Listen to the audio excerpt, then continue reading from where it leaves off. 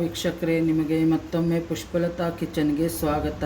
ಇವತ್ತು ನಾನು ಮಾಡ್ತಾ ಇರೋದು ಮೆಂತ್ಯ ದೋಸೆ. ಮೆಂತ್ಯ ದೋಸೆಗೆ ನಾನು ಈ ಲೋಟದಿಂದ 2 ಲೋಟ ಅಕ್ಕಿ ತೊಗೊಂಡಿನಿ. ಇದು ದೋಸೆ ಅಕ್ಕಿನೇ.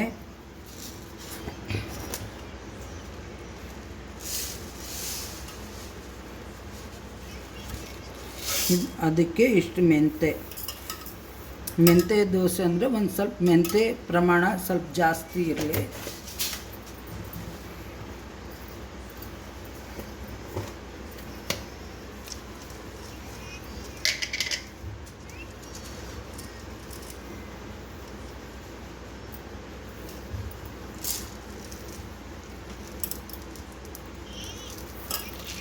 ನಿಮಗೆ ಬೇಕಂದರೆ ಆಪ್ಷನಲ್ಲು ಉದ್ದಿನಬೇಳೆ ಹಾಕ್ಕೊಳ್ಳೋದು, ಬೇಕಂದ್ರೆ ಉದ್ದಿನಬೇಳೆ ಹಾಕೋರಿ. ನಾವು ಉದ್ದಿನಬೇಳೆ ಹಾಕಿದರೆ ಒಂದು ಸ್ವಲ್ಪ ಥಿಕ್ನೆಸ್ ಚೆನ್ನಾಗಿ ಬರುತ್ತೆ ಅಷ್ಟೇ.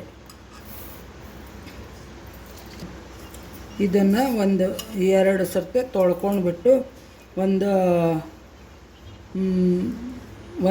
6 ಅವರ್ ನೆನೆಸ್ಬೇಕು. ನೋಡಿ, 5-6 ಅವರ್ ನೆನೆಸ್ಬೇಕು. ಇದನ್ನು ದೋಸೆ ಅಕ್ಕಿನೂ ಒಂದೇ, ರೇಷನ್ ಅಕ್ಕಿನೂ ಒಂದೇ, ಎರಡೂ ಒಂದೇ. ನೋಡಿ 6 ಅವರ್ ಆಗಿದೆ. ಇವಾಗ ಇದನ್ನು ಮಿಕ್ಸಿ ಮಾಡ್ತೀನಿ. ಈ ಥರ ಅಗದಿ ಸಣ್ಣಕ್ಕೆ ಬೆಣ್ಣೆ ಇದನ್ನು ಆಗೋಗತ್ತೆ ರುಬ್ಬಬೇಕು.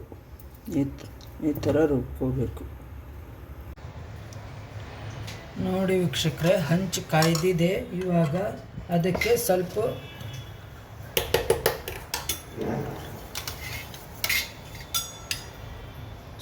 ತುಪ್ಪ ಹಾಕಬೇಕು. ನೀವು ಬೇಕಾದರೆ ಎಣ್ಣೆಯನ್ನು ಹಾಕೋಬೋದು.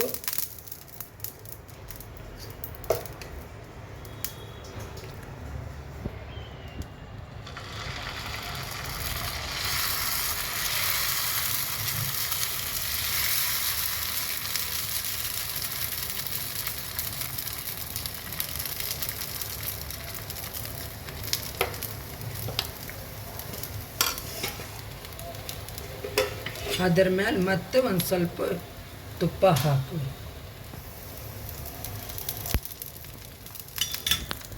ನೀವು ಬಾಣಂತಿಗೆ ಮಾಡೋದಿದ್ದರೆ ನೀವು ಉದ್ದಿನಬೇಳೆ ಏನು ಹಾಕಬೇಡಿ, ಬರೀ ಮೆಂತ್ಯ ಅಕ್ಕಿ ಇಷ್ಟೇ ಹಾಕಿ ಮಾಡಿ.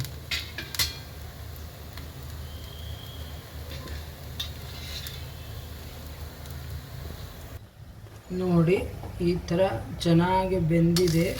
ಒಂದು ಸೈಡು, ಇನ್ನೊಂದು ಸೈಡೂ ಅದೇ ಥರ ಬೇಯಿಸ್ಕೋಬೇಕು.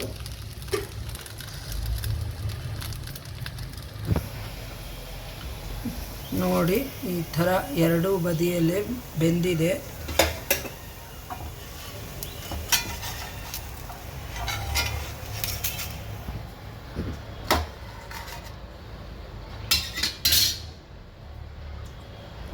ಇದಕ್ಕೆ ಕಾಯಿ ಚಟ್ನಿ ಮತ್ತು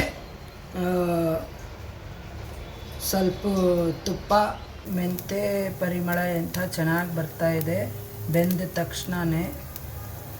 ಆಮೇಲೆ ತುಪ್ಪ ಹಾಕಿದ ತಕ್ಷಣ ಚೆನ್ನಾಗಿರುತ್ತೆ, ರುಚಿಕರವಾಗಿರುತ್ತೆ. ಮಾಡಿ ನೋಡಿ, ಟ್ರೈ ಮಾಡಿ, ಸಬ್ಸ್ಕ್ರೈಬ್ ಮಾಡಿ, ಬೆಲ್ ಐಕಾನ್ ಕ್ಲಿಕ್ ಮಾಡಿ, ನಿಮ್ಮ ಫ್ರೆಂಡ್ಸು ರಿಲೇಷನ್ಗೆಲ್ಲ ಶೇರ್ ಮಾಡಿ. Thank you.